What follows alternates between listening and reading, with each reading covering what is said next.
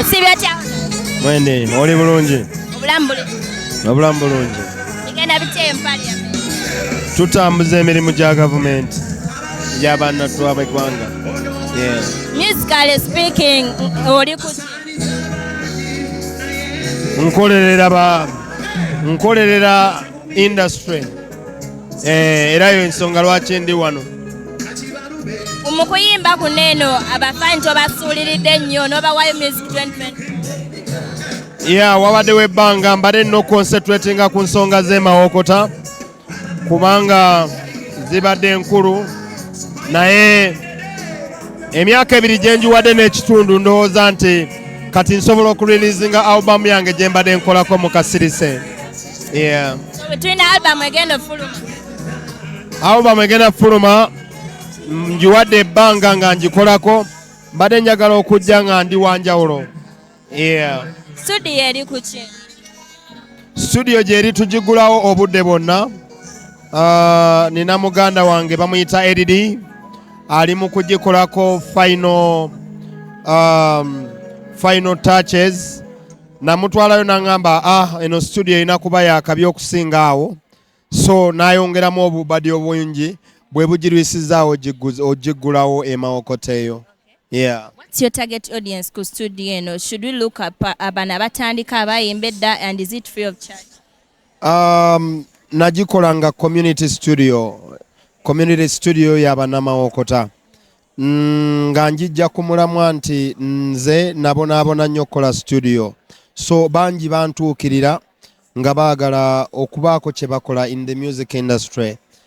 As a representative and a minister for arts and culture, nalina okulaga baganda bange benkiika nabo mu parliament nti this can be done. So it is one thing of giving back home. It's free of charge.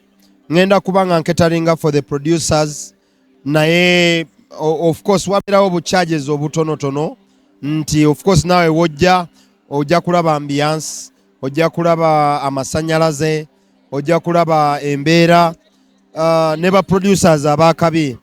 Ngenda kubanga nina in-house producer, then ne ba producer abajja okutukyalira. For example, Pademan bwakukyalira olina omusasula obudde bwe because ye yakuba dda, naye njaga okukola partnership ne collaboration n'abantu abo ab'amaanyi okulaba nti baboostinga abaana bano, bawulira buwulizi nti Didi, bawulira buwulizi nti Pademan, bawulira buwulizi nti Washington. So nja kubanga mba hostinga mu studio ezo okulaba nti mawokota getting closer to the celebrities.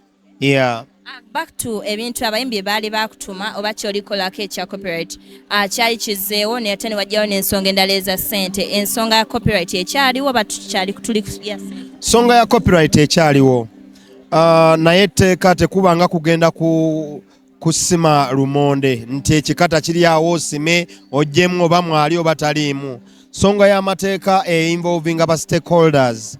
Ba stakeholders abayimbi be beetaaga etteeka lino, naye waliyo ate abalala bali mu industry eyo nga ba telecom companies n'abalala ne government yennyini, emisolo mentioning.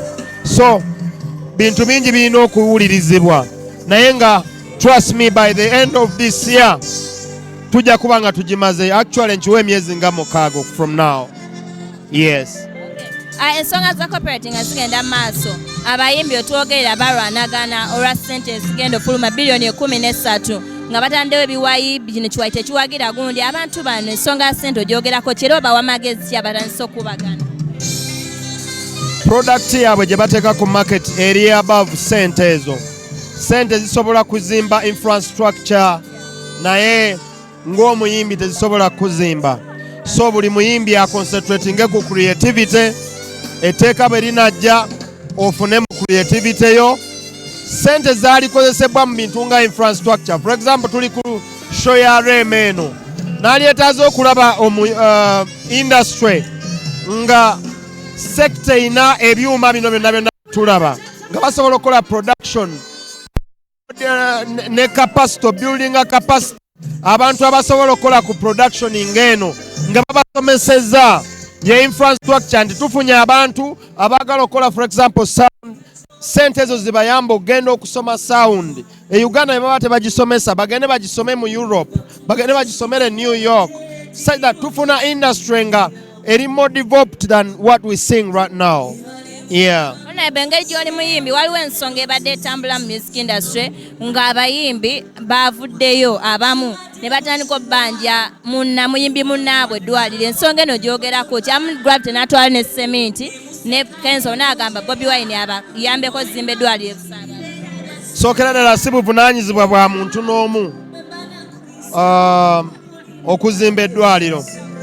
Buli lwolaba omuntu ng'agambye nti ndayiranga president, aba akwasibwa ssente y'omuwi w'omusolo, aba akwasibwa buli resource yonna yonna okumakinga sure nti akola ku bulamu bw'abantu abo.